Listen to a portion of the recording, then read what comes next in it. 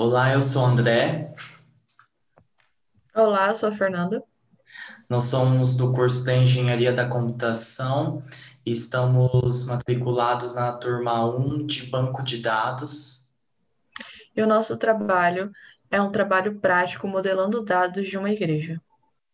E agora eu vou compartilhar o esquema conceitual e explicar um pouquinho sobre o esquema conceitual e sobre a descrição do nosso problema. Uma igreja ela é organizada por ministérios, né? Eu posso citar, por exemplo, o Ministério Infantil, que é responsável por ensinar a palavra sobre a Bíblia, né, aos domingos.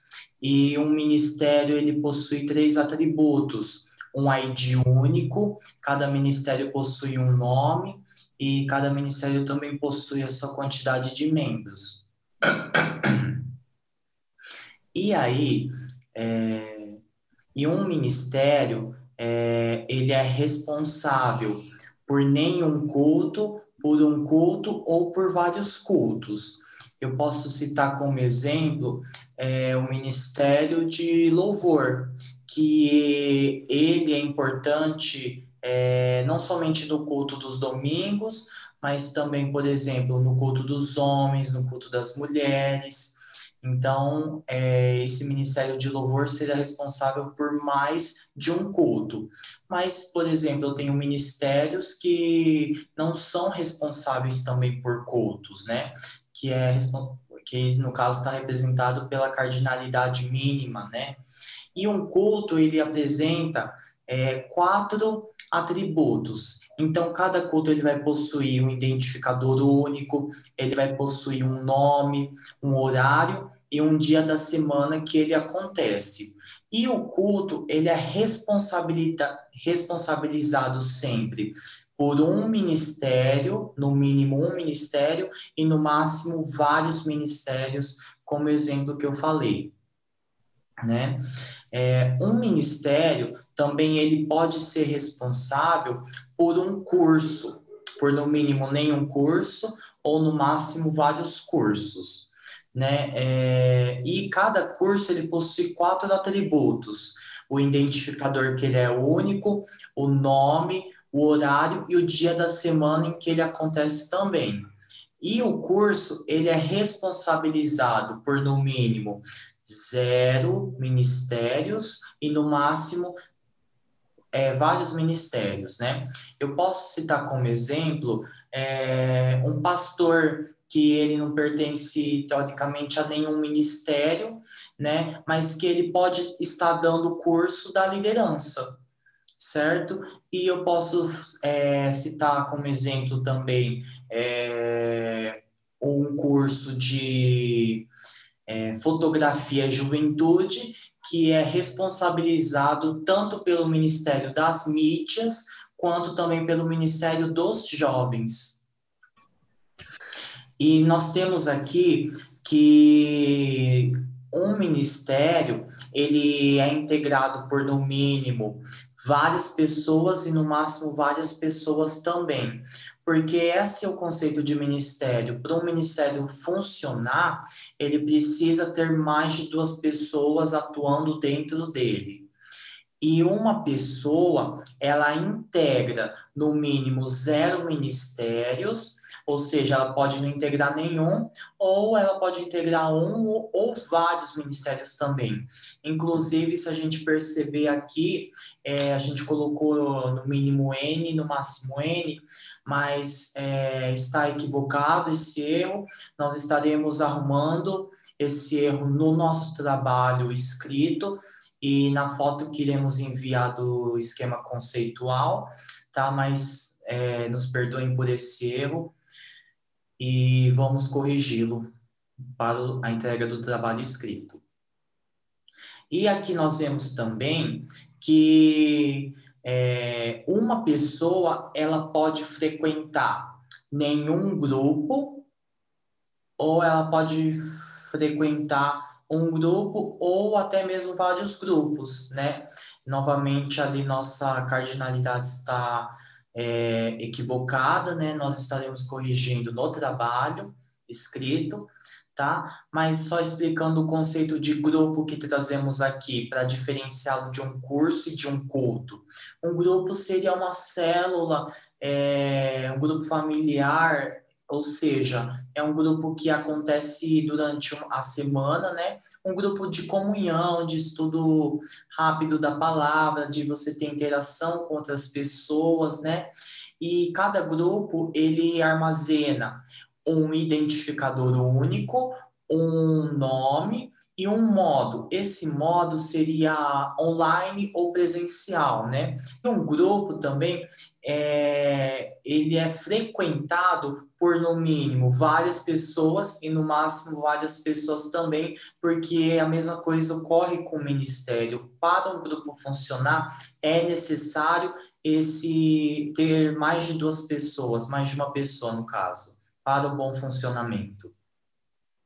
E se a gente perceber aqui na nossa entidade pessoa, ela é composta por 3 atributos: o CPF, o nome e o telefone.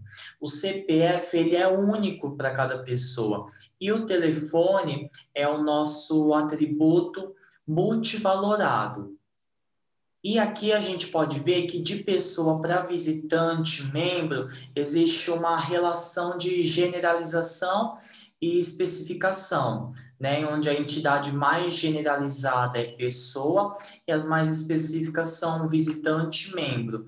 E a nossa restrição que temos aqui, ela é a disjunção total, ou seja, ou uma pessoa ela é visitante ou ela é membro. Ela não pode ser as duas coisas ao mesmo tempo, e por ela ser uma restrição total, ou ela é visitante ou ela é membro, ela não pode deixar de ser nenhuma das duas. E se nós virmos aqui na entidade visitante, nós percebemos que ela possui um atributo que é religião, porque o visitante que vai à igreja, ele pode ser de outras religiões, não necessariamente a evangélica. Ele pode ser católico, ele pode ser espírita, ele pode até mesmo não aderir a nenhuma religião. E se ele não for visitante, ele vai ser membro. E o membro, ele tem um atributo, idade, data de nascimento e um endereço. Esse atributo endereço, ele é um atributo composto de rua, composto de CEP, composto do atributo número, composto do atributo bairro. E o atributo idade, ele é um atributo derivado, ok? E se nós vermos a relação entre membro e diretoria, nós temos a seguinte definição: que que um membro ele pode compor somente uma diretoria, ou seja, ele só pode ter um cargo dentro dela, ou ele também pode não fazer parte da diretoria, né? Então a diretoria ela é composta por 2 atributos: o código, que ele é único para cada pessoa que faz parte da diretoria, e o tipo que ele exerce, ou seja, a função que ele exerce, por exemplo, presidente, vice-presidente, tesoureiro, secretário. E a diretoria, ela é importante nesse quesito porque ela é responsável pela organização e também pelo bom funcionamento de uma igreja. E uma diretoria, ela é composta por, no mínimo, vários membros e por, no máximo, vários membros também, e é a mesma definição que nós temos ali para o grupo e para o ministério. Ou seja, para ter um bom funcionamento de uma diretoria é necessário ter mais de uma pessoa. E aqui nós temos a entidade membro, que novamente nós vamos ter aí a generalização, especificação, só que dessa vez com a restrição sobreposta parcial. Ou seja, um membro ele pode ser um líder, um liderado, nenhum dos dois, ou ele pode ser os dois ao mesmo tempo, né? Se ele for um líder, nós vamos armazenar ali o tempo de ministério que ele exerce como um líder.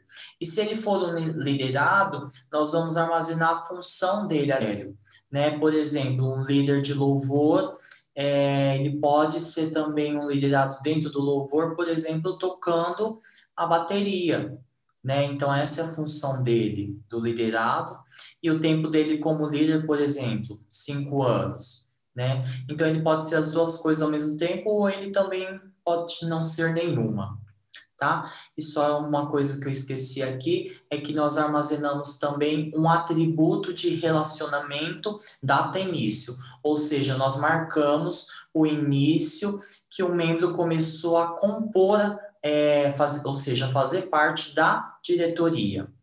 Então, esse é a explicação do nosso esquema conceitual, do nosso modelo entidade-relacionamento estendido. E agora a Fernanda vai falar um pouco mais sobre a outra parte do trabalho. Agora eu vou falar sobre o modelo relacional. Aqui está a imagem do nosso modelo relacional. E eu já vou estar explicando também a normalização que nós fizemos. A primeira coisa que nós fizemos na normalização, a primeira forma, é que ela não aceita atributos multivalorados. Então, nós temos aqui a tabela pessoa, e que tem 3 atributos, que é o CPF, a pessoa nome e o telefone.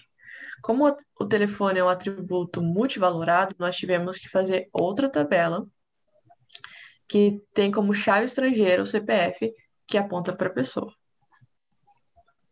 Então, essa é a primeira forma normal que nós aplicamos, para evitar ter dados redundantes e multivalorados. Como nós temos muitas tabelas de N para N, nós tivemos que separar em subtabelas, como nesse caso aqui. Curso, Ministério. Tivemos que criar uma tabela Curso, Ministério, e que recebe o ID do curso e o ID do Ministério. E ambas são chaves estrangeiras. Mas para evitar duplicidade, no código SQL eu vou mostrar o que a gente fez.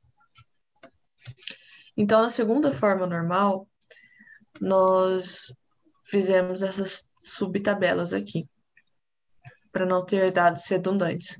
Ó, culto ministério, pessoa, grupo.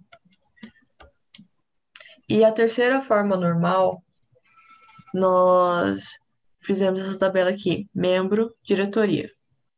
Por quê? Porque antes a data início e código diretoria estava na tabela do membro.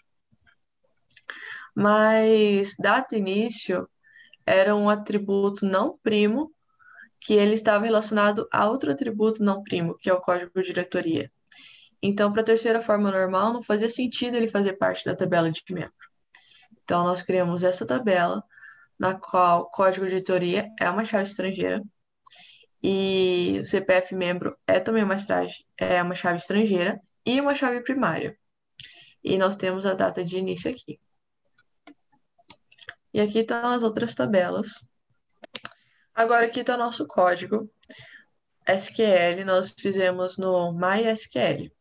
E a primeira linha, ela vai apagar qualquer banco de dados que já exista com esse nome, que no caso é igreja. E após isso, ele vai criar um banco de dados chamado igreja nessa segunda linha.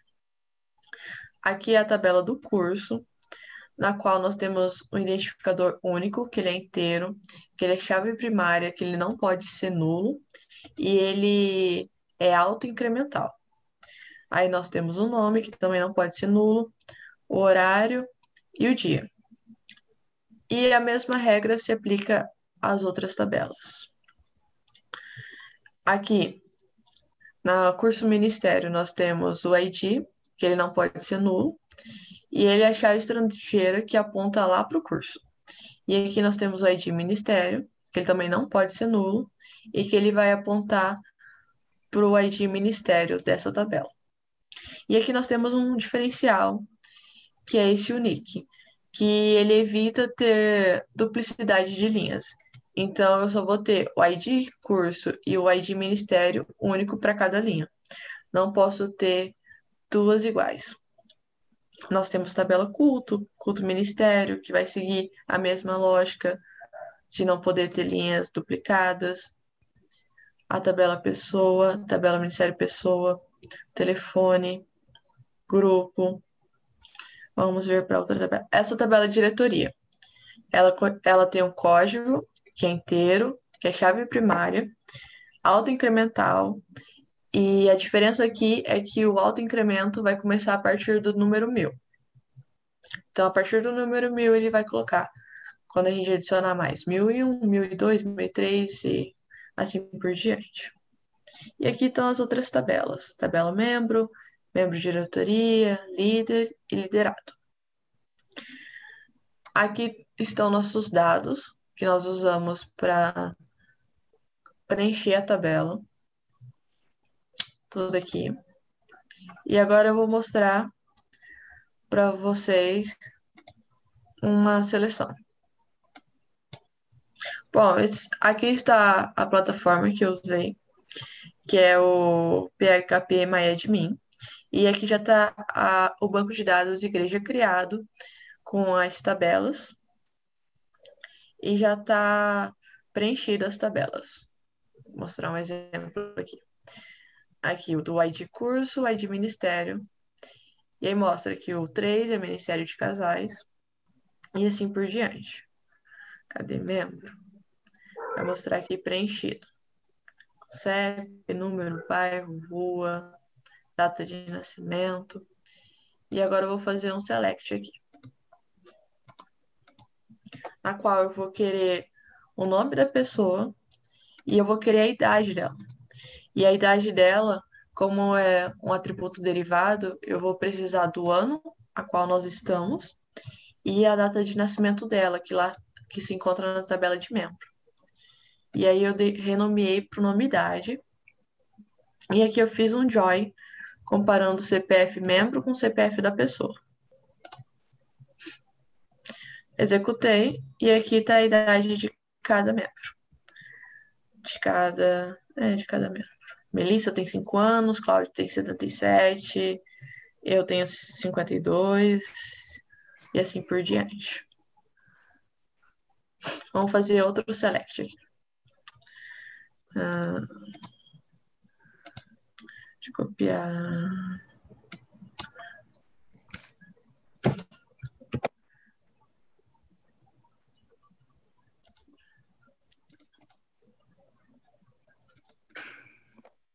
Esse daqui, esse select vai selecionar o CPF e o nome da pessoa em que a função dela como liderado é limpar. Então, aqui nós temos o CPF. Então, a Melissa tem como função limpar e o Luiz também tem essa função. É isso aí, pessoal. Muito obrigado. Isso aí. Muito obrigada por terem assistido. Esse é um pouquinho do nosso trabalho. Tchau. Até isso, professor.